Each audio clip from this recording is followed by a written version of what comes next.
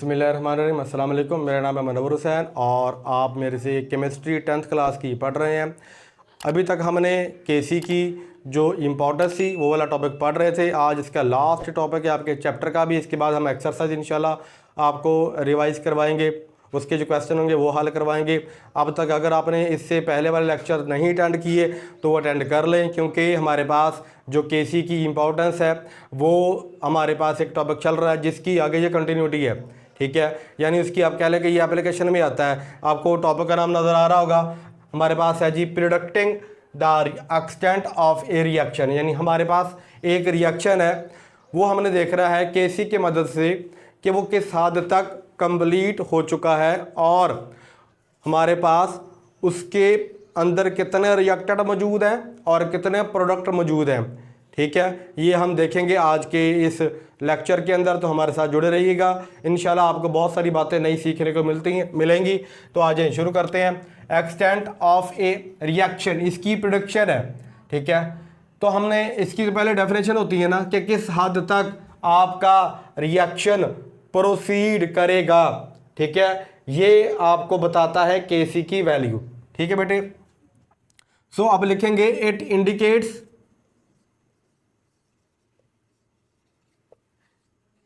Indicates that how much are reaction proceeds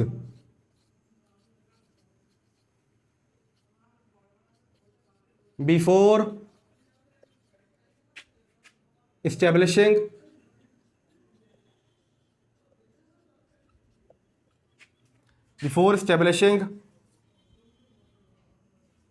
the equilibrium state. अच्छा, ये definition तो मैंने लिख दी है, इस डेफिनेशन को हमने समझना है। ठीक है, जो तो किताब पर भी लिखी होती है, कोई मैंने तीर नहीं मारा, लेकिन ये है कि हमने इसको समझ के चलना है कि इससे मुराद क्या है कि केसी की वैल्यू से आप जो है एक इक्विलिब्रियम स्टेट अचीव करने से पहले किस हद तक वो हमारे पास रिएक्शन चलेगा। और अगर हमारे पास केसी की वैल्यू बहुत बड़ी आती है या केसी की वैल्यू बहुत छोटी आती है या केसी की वैल्यू ना बहुत बड़ी होती है ना बहुत छोटी होती है, उससे क्या हमारे पास नॉलेज या हमें समझ आती है रिएक्शन की एक्सटेंट के बारे में, वो हमें क्या बताता है, ये देखकर चल रहा है। ठीक है, तो हमने 1 बाय 1 करके पढ़ना है। ठीक है, ये बहुत इंपॉर्टेंट टॉपिक है हमारा।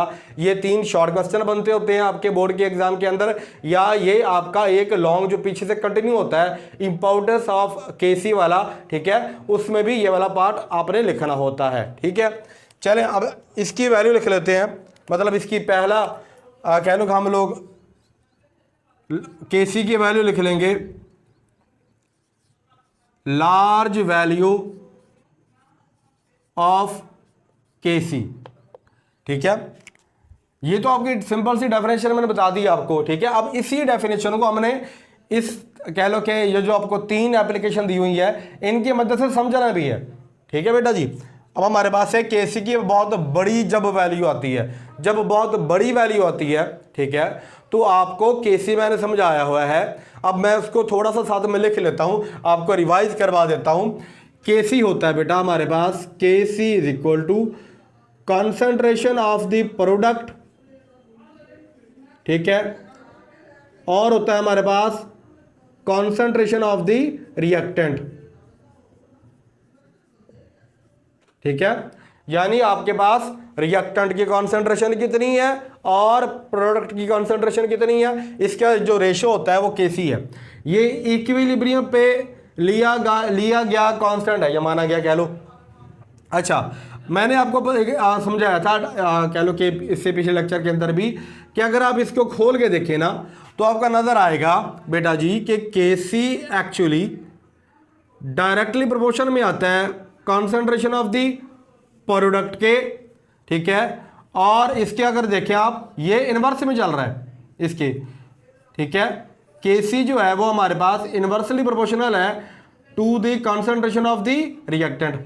अब इससे मुराद क्या, मैंने पिछले लेक्चर में आपको समझाया हुआ था। देखो अगर आपके पास नंबर ऑफ प्रोडक्ट्स ज़्यादा होंगे, अगर आपके पास बेटा नंबर ऑफ प्रोडक्ट ज़्यादा होंगे तो जारी बात है केसी की वैल्यू भी ज़्यादा होगी। इसी तरह अगर आपके पास नंबर ऑफ प्रोडक्ट कम आ जाते हैं तो केसी की वैल्यू में बेटा क्या आ जाती है, कम आ जाती है। समझ आ रही मैं क्या बात कर रहा हूँ, ठीक है। यानी आप ये कह लें कि इसको बढ़ाएं तो वैल्यू बढ़ जाती है और इसको घटाएं तो वैल्यू कम हो जाती है। केसी की बड़ी वैल्यू से मुराद ये है कि आपके पास रिएक्शन के अंदर बड़ी वैल्यू में या बड़ी मिकदार में मौजूद है क्या भला, प्रोडक्ट। इसी तरह आप इसको ले जाएं, अगर केसी की वैल्यू आपके पास बेटा ज़्यादा आ रही है तो इससे मुराद ये है कि रिएक्टेंट आपके पास कम होंगे, एंड वाइस वर्सा, उल्ट चलेगा, ठीक है। इसी तरह आप मान लो अगर रिएक्टेंट ज़्यादा है आपके पास तो केसी की वैल्यू बेटा क्या होगी, फिर वो कम हो जाएगी, ठीक है। ज़्यादा रिएक्टेंट कम वैल्यू किसकी बेटा, केसी की। केसी की वैल्यू कम तो नंबर ऑफ प्रोडक्ट भी कम बनेंगे। खुरफिया में आप ये समझ लें कि बेटा जब केसी बड़ा होता है तो मेरे पास नंबर ऑफ प्रोडक्ट ज़्यादा होते हैं। इससे मुराद शायर की ये होती है कि सारे के सारे रिएक्टेंट एक्चुअली कन्वर्ट हो चुके हैं टू प्रोडक्ट, ठीक है। और अगर मैं इसकी उल्ट बोलूं कि अगर मेरे पास केसी की वैल्यू छोटी है, अगर मेरे पास केसी की वैल्यू बेटा छोटी है तो नंबर ऑफ प्रोडक्ट भी मेरे पास थोड़े होंगे और नंबर ऑफ रिएक्टेंट मेरे पास ज़्यादा होंगे। इट मीन्स के हमारे पास अभी प्रोडक्ट इतने नहीं बने, ठीक है, या कम बने हैं, और तमाम के तमाम क्या मौजूद है आपके पास बेटा, रिएक्टेंट। यहां तक समझ आ गया। अब इसको रिलेट करो इसके साथ, ठीक है। अगर मैं या जैसे मैं लिखा था कि कितनी how much a reaction proceed before establishing the, हमारे पास क्या था बेटा, before establishing the equilibrium state, ठीक है। यानी इक्विलिब्रियम स्टेट हासिल करने से पहले किस हद तक रिएक्शन चलेगा। अगर थोड़ा सा चला है और फौरन इक्विलिब्रियम आ गई है, इट मीन्स कि थोड़े से वक्त में रिएक्टेंट जो है इतने ज़्यादा कन्वर्ट नहीं हुए इनटू प्रोडक्ट। और अगर काफ़ी देर तक चला है, ठीक है, बशर्ते कि स्लो ना हो, इससे मुराद ये है कि उसने ज़्यादातर काम कर दिया है, यानी ज़्यादातर रिएक्टेंट कन्वर्ट हो गए हैं इनटू प्रोडक्ट। अब आ जाओ इसको लिख लेते हैं। लार्ज वैल्यू ऑफ केसी, ठीक है, वो क्या इंडिकेट करती है, मैं आपको एक एग्जांपल से समझा देता हूं जो कि आपके बुक पर मेंशन है। बाय द वे एग्जांपल है जी हमारे पास कार्बन मोनोऑक्साइड है बेटा, ठीक है, इसमें मिलता है बेटा ऑक्सीजन, और ये आपको पता है रिवर्सिबल रिएक्शन है। यहाँ पर लिखेंगे KF और यहाँ पर लिखेंगे KR, और फॉरवर्ड रिएक्शन का कांस्टेंट, रिवर्स रिएक्शन का कांस्टेंट, ठीक है, बनता है कार्बन डाइऑक्साइड, ठीक है बेटा। और अब मैं इसके साथ लिख दूंगा इसकी केसी की वैल्यू। बेटा केसी की वैल्यू है इसकी 2.2 क्रॉस 10⁻22, ये केसी की वैल्यू है। और ये बेटा 1000 केल्विन के ऊपर होने वाला रिएक्शन है। अच्छा, अब आपको पता है कि कार्बन मोनोऑक्साइड एक गैस होती है, ऑक्सीजन भी एक गैस है, कार्बन डाइऑक्साइड जो बनती है वो भी एक गैस है।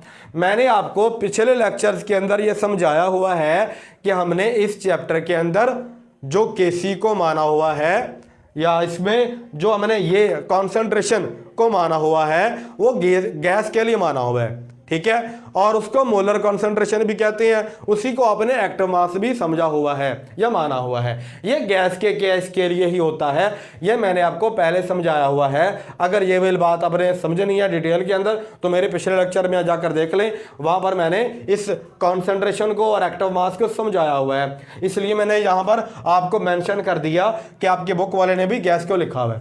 सो कार्बन मोनोऑक्साइड ऑक्सीजन के साथ मिलता है तो बनती है कार्बन डाइऑक्साइड, और ये 1000 केल्विन के ऊपर होने वाला रिएक्शन है। अच्छा, अब जब ये रिवर्सिबल होता है तो इसमें कार्बन डाइऑक्साइड को तोड़कर ऑक्सीजन में कन्वर्ट करना पड़ता है और कार्बन मोनोऑक्साइड में कन्वर्ट करना पड़ता है। एक बात तो अभी समझ ले, ये तो मैं आपको समझाता हूँ ना कि केसी की वैल्यू बड़ी आ गई, केसी की वैल्यू बड़ी आ गई हमारे पास, इससे शायर की क्या मुराद है ये तो मैं समझाता हूँ अभी आपको। लेकिन गौर करें यहां पर आपने ऐड किया है, किसको बोला, आपने बेटा ऐड किया है ऑक्सीजन को। ठीक है, अगर आपको 9th क्लास में याद हो तो एडिशन ऑफ ऑक्सीजन आप लोगों ने पढ़ा होता है, दैट इज योर ऑक्सीडेशन। ठीक है, हमारे पास क्या है, सॉरी फॉर डिस्टर्बेंस, ऑक्सीडेशन। ठीक है, ऑक्सीडेशन क्या होता है बेटा, ऑक्सीजन का ऐड करना। ठीक है, आपके बुक वाले ने भी मेंशन किया हुआ है बाय द वे कि कार्बन मोनोऑक्साइड में जब ऑक्सीजन को ऐड करेंगे तो इसकी हो जाती है ऑक्सीडेशन, बनती है बेटा कार्बन डाइऑक्साइड। ठीक है, अब एक बात ध्यान में रखिएगा, कार्बन मोनोऑक्साइड जो होता है, कार्बन मोनोऑक्साइड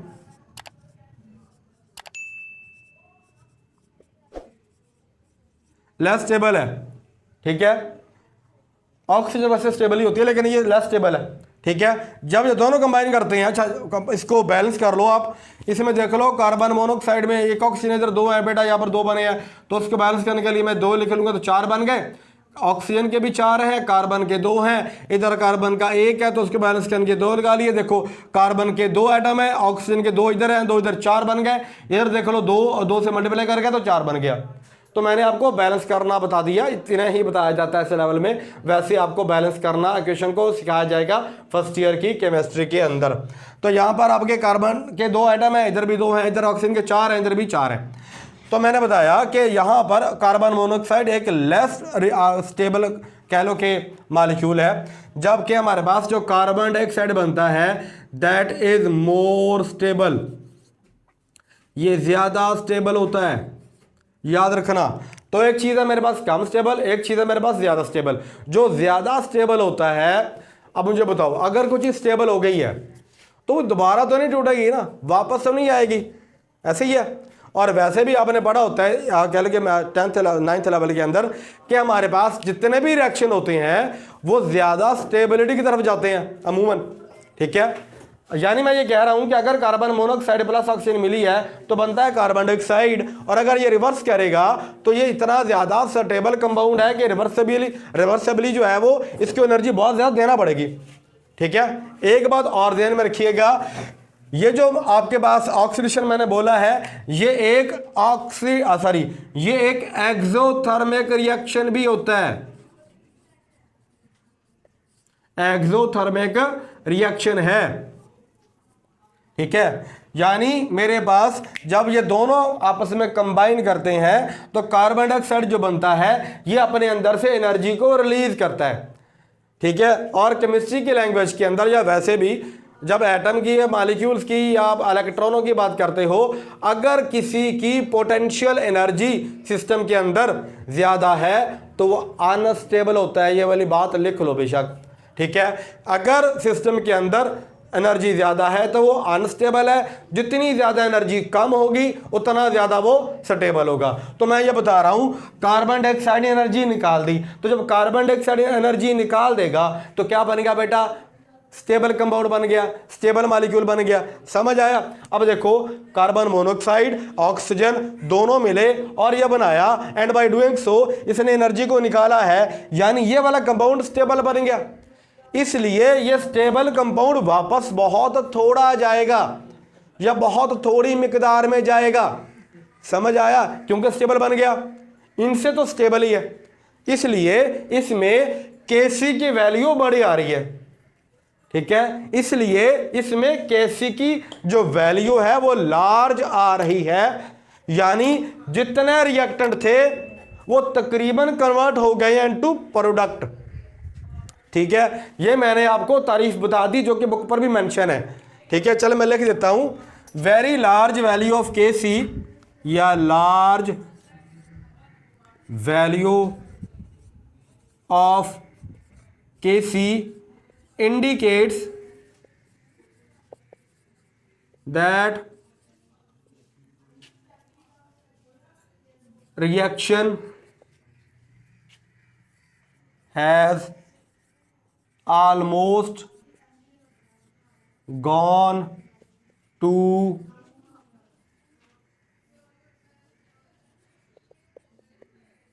कंप्लीशन।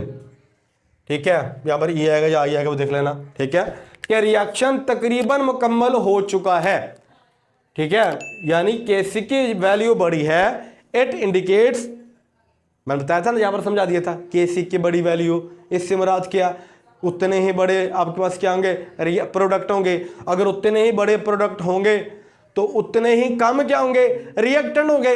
अगर रिएक्टेंट कम है, इससे मुराद ये है कि सारे के सारे रिएक्टेंट बदल गए हैं इनटू प्रोडक्ट।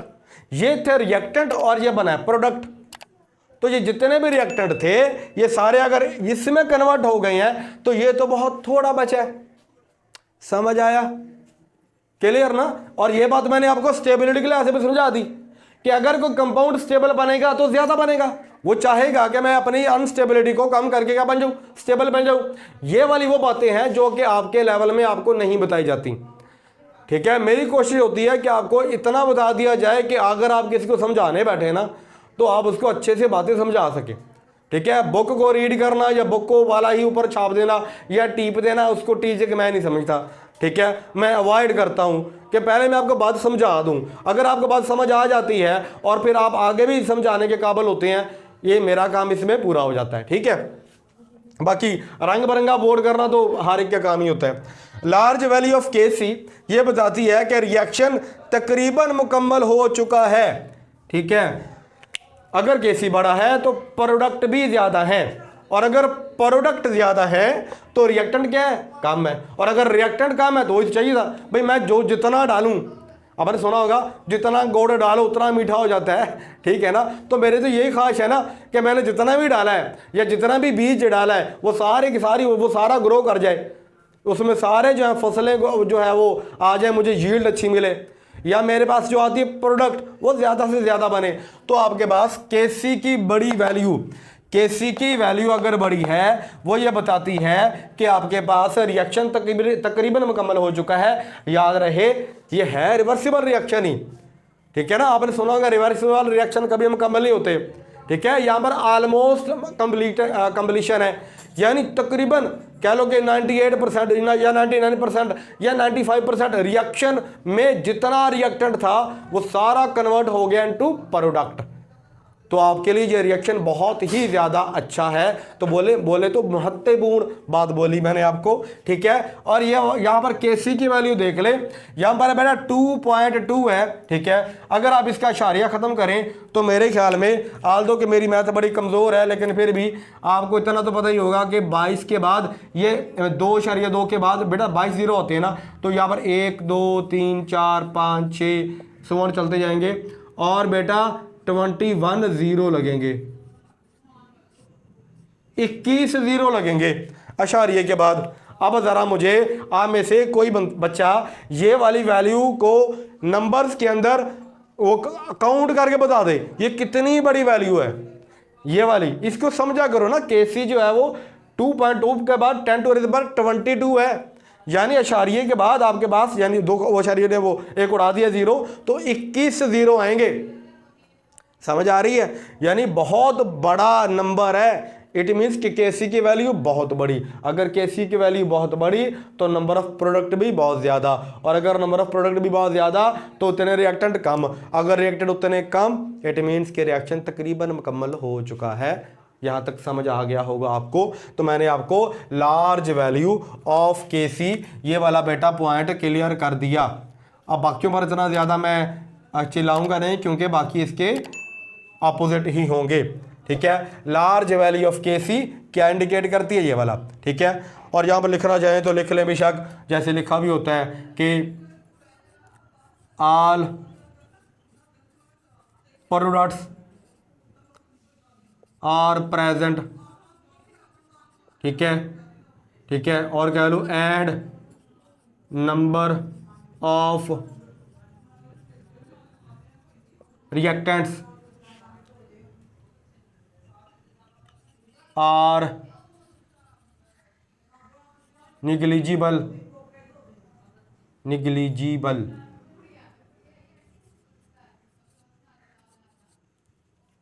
ठीक है। तो नंबर ऑफ प्रोडक्ट जो है निगलिजिबल है, सॉरी रिएक्टेंट, ठीक है। और सब के सब क्या मौजूद है बेटा, प्रोडक्ट, ठीक है। ऑल प्रोडक्ट्स आर प्रेजेंट, ठीक है, या कह लो कि almost all products are present, ऐसे कह लो, ठीक है। या आप कह लो कि large value of products are present, या large number of products are present, ऐसे कह लो, ठीक है। And number of reactants are negligible, ना होने के मुतरादफ होते हैं। क्या याद समझ आया? मैंने आपको रीज़न भी बता दिया कि जब ये रिएक्शन होगा तो ये स्टेबल होता है, इसलिए ये क्या होता है, तकरीबन मुकम्मल हो जाता है। ये रिवर्स बहुत कम चलता है, इधर से टूटकर ये भी जाएगा लेकिन बहुत कम जाएगा। Is that clear? ठीक है। और इसके लिए भी फिर आपको टेम्परेचर भी रेज करना पड़ेगा बहुत ज़्यादा, और कंडीशन भी देना पड़ती है, ठीक है। और इसको आप ऑक्सीडेशन रिएक्शन भी कहते होते हैं, क्योंकि एडिशन ऑफ ऑक्सीजन है। दूसरा जो बेटा लार्ज वैल्यू ऑफ केसी, हम बोलेंगे यहां पर लिखेंगे जी स्मॉल वैल्यू ऑफ केसी।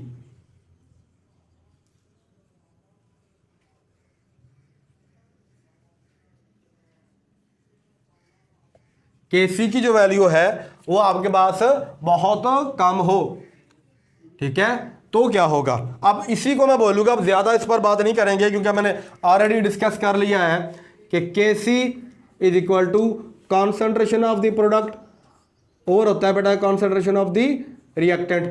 तो अगर मेरे पास केसी की वैल्यू कम है तो मेरे पास डेफिनेटली रिएक्टेंट क्या है बेटा, ज्यादा। और अगर रिएक्टेंट ज्यादा है इट मीन्स कि रिएक्शन अभी इधर ही खड़ा है, लेफ्ट साइड पे, राइट साइड पर गया ही नहीं, ठीक है। आपको मैं भी उल्ट दिखाई दे रहा हूं लेकिन मेरी लेफ्ट साइड ये वाली है, ठीक है। तो लेफ्ट साइड पे जो रिएक्टेंट है वो सारे के सारे मौजूद है, जबकि राइट साइड पर वो गए ही नहीं है, कन्वर्ट नहीं हुए, ठीक है। अब इसको लिख लेते हैं, इसमें एक रिएक्शन, बाद में इसकी वो जो तारीफ होती है वो भी लिख लेंगे बाय द वे। इसका रिएक्शन है बेटा अमोनिया का NH3, ठीक है, और इसमें बनेगा बेटा N2 प्लस बनेगा H2। इसको बैलेंस करने का तरीकाकार क्या है बेटा जी, गौर करें तो हाइड्रोजन के 2 हैं, इधर 3 हैं, दोनों को इस तरह मल्टीप्लाई करो कि दोनों का आंसर सेम आ जाए। 3 को 2 से मल्टीप्लाई कर दो और 2 को 3 से मल्टीप्लाई कर दो। देखो 3 2 पर 6 हाइड्रोजन के, और ये भी हाइड्रोजन के, नाइट्रोजन के इधर भी 2 हैं, इधर भी 2 हैं। याद रहे अमोनिया एक गैस है, ठीक है, और ये भी एक गैस बने, नाइट्रोजन भी गैस है। डेफिनेटली जब टूटेगा तो हाइड्रोजन गैस निकलेगी। क्या यहां तक समझ आया बेटा? हमने ये रिएक्शन उल्ट पढ़ा था पहले कि मेरे पास नाइट्रोजन हाइड्रोजन मिलता है, जब ये दोनों कंबाइन करते हैं तो बनता क्या बेटा, ammonia, which is more stable. मैं क्या बोल रहा हूं, गौर से देखो, ये मेरे पास जब ये दोनों मिलेंगे, ठीक है, कंबाइन करेंगे,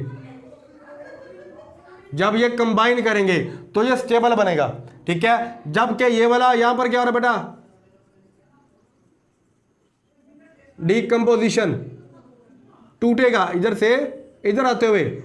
अमोनिया डीकंपोज करके बनाएगा नाइट्रोजन और हाइड्रोजन, बाय डूइंग सो वो हमारे पास एक स्टेबल कंपाउंड बन चुका था, यहां पर एक स्टेबल था। जब वो ऐसा करेगा तो बेटा बहुत थोड़ा टूटकर कन्वर्ट होगा, यानी एक स्टेबल चीज अनस्टेबल क्यों बनना चाहेगी, और ये दोनों अनस्टेबल से कंबाइन करके एक ज्यादा स्टेबल कंपाउंड बन गया।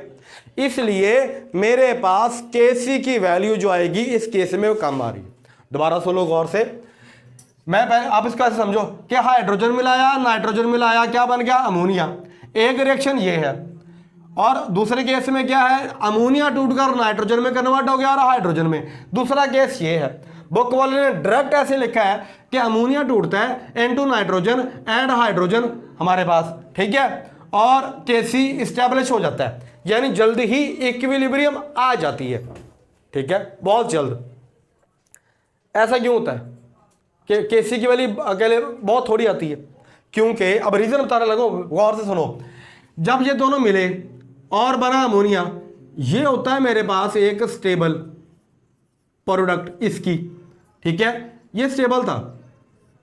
और जब ये टूटा ना, ये दोनों जो बने हैं ये बनते हैं बेटा अनस्टेबल, ठीक है।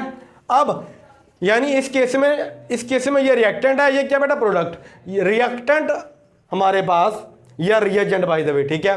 रिएजेंट जो है वो टूटकर इसमें कन्वर्ट हो जाएगा, समझ आ रही है? और ये वाला अच्छा रिएक्टेंट में और रिएजेंट में फर्क भी होता है, बताऊंगा आपको, फिक्र ना करोगे सर। रिएजेंट टूटकर नाइट्रोजन में और हाइड्रोजन में टूट जाता है जी, डिकम्पोज हो जाता है। ये जो बनते हैं दोनों अनस्टेबल है, जबकि जब ये दोनों मिले तो ये स्टेबल कंपाउंड बनता है।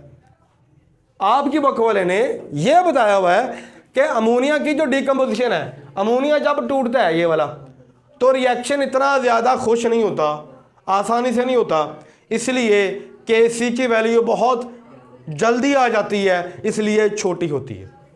Is that clear? Kc की वैल्यू बहुत जल्दी आ जाती है और बहुत छोटी होती है। हाँ जी, कर लिया बेटा। अब आ जाओ Kc की वैल्यू लिख लेते हैं। Kc की वैल्यू है यहाँ पर 3.0 क्रॉस 10 टू रेज पर -9, ये Kc की वैल्यू है। अगर आप गौर करें तो आपको नजर आएगा कि यहाँ पर Kc की जो वैल्यू है बहुत ही थोड़ी दी हुई है, ये माइनस में है। इसको अगर आप हुर्फिया में लिखना चाहें तो इससे पहले इशारे किधर जाएगा, तो 0.00034 5 6 7 8 और ये बना, इतनी वैल्यू छोटी है, ठीक है। यहां पर लिख लेंगे very very very small value, ऐसे ही है ना, बहुत थोड़ी वैल्यू Kc की आई है। और अगर बहुत थोड़ी वैल्यू Kc की आई है, इससे मुराद ये है आपके पास बेटा कि हमारे पास रिएक्टेंट ज़्यादा है, क्योंकि ये दोनों इनवर्स हैं। Kc की वैल्यू थोड़ी वैल्यू और मेरे पास नंबर ऑफ प्रोडक्ट भी थोड़े, तो मेरे पास क्या चीज़ ज़्यादा, रिएक्टेंट ज़्यादा। इस केस में देखो रिएक्टेंट क्या है, अमोनिया, प्रोडक्ट क्या बन रहे हैं, नाइट्रोजन एंड हाइड्रोजन, ठीक है। तो अगर आप इसको लिखना चाहें जिस तरह यहां पे लिखा था, ठीक है, यहां पर क्या लिखेंगे, very small value of Kc indicates, क्या इंडिकेट करता है, that in the reaction almost all the reactants are present, ठीक है। Kc की बहुत छोटी वैल्यू क्या बता रही है कि रिएक्शन में सबसे बड़ी मिकदार में या ज्यादा से ज्यादा क्या मौजूद है, रिएक्टेंट, ठीक है। इसको आप ऐसे लिख सकते हैं, and very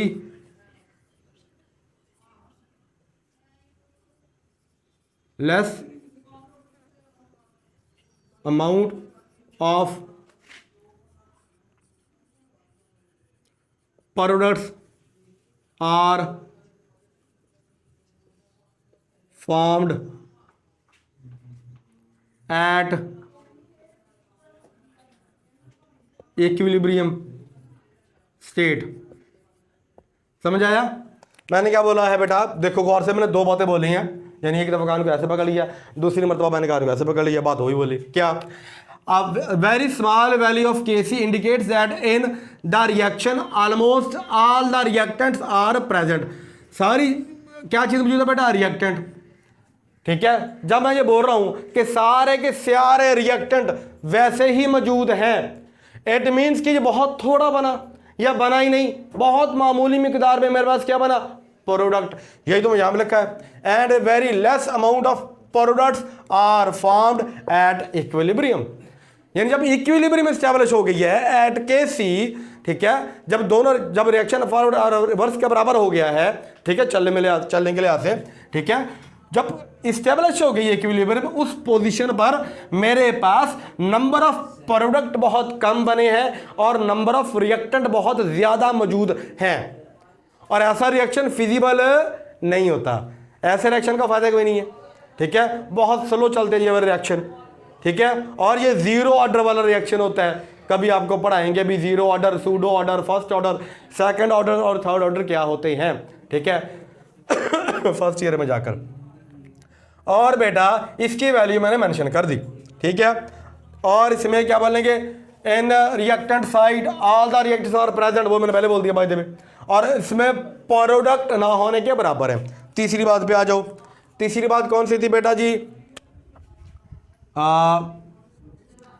इसकी बोलेंगे कंपेरेबल वैल्यू ऑफ केसी, ठीक है, not very large nor very small, ऐसे कह लो, या कंपेरेबल वैल्यू ऑफ केसी, ना बहुत बड़ी वैल्यू ना बहुत छोटी वैल्यू, दरमियान में आ रही, ठीक है, लिख लें जी।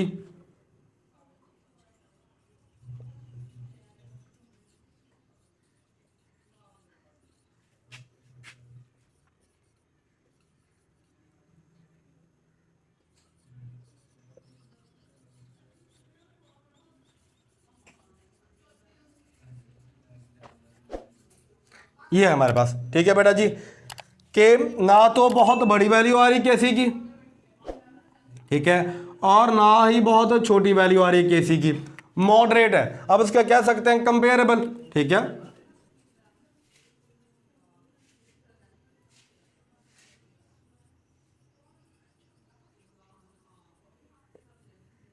अब उसको ये भी कह सकते हैं कंपेरेबल वैल्यू ऑफ, यानी इनसे कंपेरेबल है, ना बहुत बड़ी है ना बहुत छोटी है, ठीक है। जब मॉडरेट कह लो आप इसको, दरमियाने दर्जे की वैल्यू आ रही है, ना केसी बहुत बड़ा आ रहा है ना बहुत केसी छोटा आ रहा है, तो बेटा इसके लिए आप फिर क्या करेंगे? आप बोलेंगे भाई तकरीबन जितने रिएक्टेंट मौजूद हैं उतने ही क्या मौजूद है बेटा? प्रोडक्ट।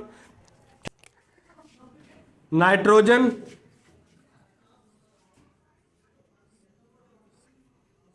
नाइट्रोजन यहाँ पर बेटा दो कैले एटम है, ऑक्सीजन के 4 हैं, तो इसके नाम आएगा डाई नाइट्रोजन टेट्रा ऑक्साइड।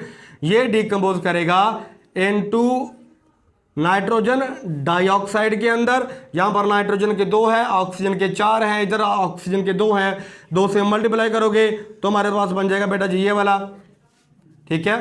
यानी आपके पास ये वाला जो एक गैस है जिसमें डाई नाइट्रोजन टेट्राऑक्साइड कन्वर्ट होता है इनटू नाइट्रोजन डाइऑक्साइड के अंदर, इस रिएक्शन में जो केसी आता है हमारे पास उसकी वैल्यू आती है 0.21, ठीक है, उसकी बेटा वैल्यू आती है 0.21। अब इसकी जो वैल्यू है केसी की वो बहुत ही छोटी नहीं है और बहुत ही बड़ी नहीं है, ठीक है। अब मैं यहाँ पर बार बार वो नहीं लिखूंगा, इसको अब मैंने समझा दिया ऑलरेडी आपको। अगर केसी की वैल्यू बहुत बड़ी हो तो बात कर ली, केसी की वैल्यू बहुत छोटी हो तो भी समझा दिया। अगर केसी मेरे पास मॉडरेट आ रहा है, ना वैल्यू बहुत बड़ी आ रही है ना वैल्यू बहुत छोटी आ रही है, इट मीन्स कि जिसमें उसमें रिएक्टेंट और प्रोडक्ट भी कंपेरेबल अमाउंट में मौजूद है और रिएक्शन तकरीबन हमारे पास इक्विलिब्रियम अचीव कर चुका है, आधे इधर है आधे इधर है। समझ आ रही है? मैं यहां पर लिख देता हूं by the way, it indicates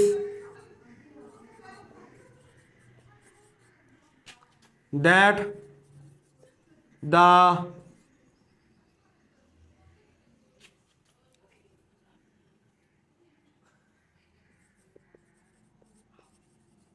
amount or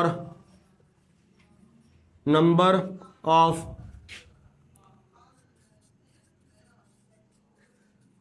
reactants and products are equally present in the reaction at equilibrium state। समझ आया? यानी अगर आपके पास केसी की वैल्यू अगर बहुत बड़ी या बहुत छोटी ना हो, मॉडरेट हो, तो ये बताता है कि मेरे पास जो नंबर ऑफ रिएक्टेंट है और जो नंबर ऑफ प्रोडक्ट बने हैं वो तकरीबन इक्वल अमाउंट में है, ठीक है, इक्वली डिस्ट्रीब्यूटेड है, ना बहुत बड़ी वैल्यू इधर मौजूद है ना बहुत बड़ी वैल्यू इधर मौजूद है, ठीक है ना। ये है कहना कि बहुत थोड़ी मिकदार में ये रह गए हैं, सारे बन गए हैं, ये सारे कन्वर्ट हो गए हैं ना। ये कह सकते हैं कि बहुत थोड़े बने हैं और सारे रिएक्टर मौजूद हैं। ठीक है, इक्वली डिस्ट्रीब्यूट है मेरे पास इस रिएक्शन के अंदर। Kc की ये वाली वैल्यू आपको ये इंडिकेट करती है। इस सारे के मतलब स्क्रीनशॉट ले लें आप लोग। यहाँ तक समझा गया बेटा आपको। मैंने आपका आज जो आपका पहला चैप्टर था उसका लास्ट ये वाला लेक्चर कह ले अभी लिखा है यहाँ पर, जिसमें हमने एक्सटेंट ऑफ ए रिएक्शन को प्रिडिक्ट करना था। हमने लार्ज वैल्यू ऑफ Kc देख ली, स्मॉल वैल्यू देख ली, कंपेरेबल वैल्यू देख ली। ठीक है, इसमें रिएक्शन जो है वो इक्वली डिस्ट्रीब्यूट होता है, जितना आगे जाता है उतना ही पीछे आ जाता है। हुरफिया में अजीब दास्तान है, जहाँ शुरू वही ख़त्म वाला हिसाब हो जाता है। ठीक है, तो हमारे पास होप्स हो कि आपको समझ आ गया होगा। इस टॉपिक से मतलब कोई भी क्यूरी हो, कोई भी दुख हो, आप तकलीफ़ हो, दर्द हो तो लाजमी बताइएगा। अपना बहुत सारा ख्याल रखिएगा, दुआ में याद रखिएगा। अल्लाह हाफिज़।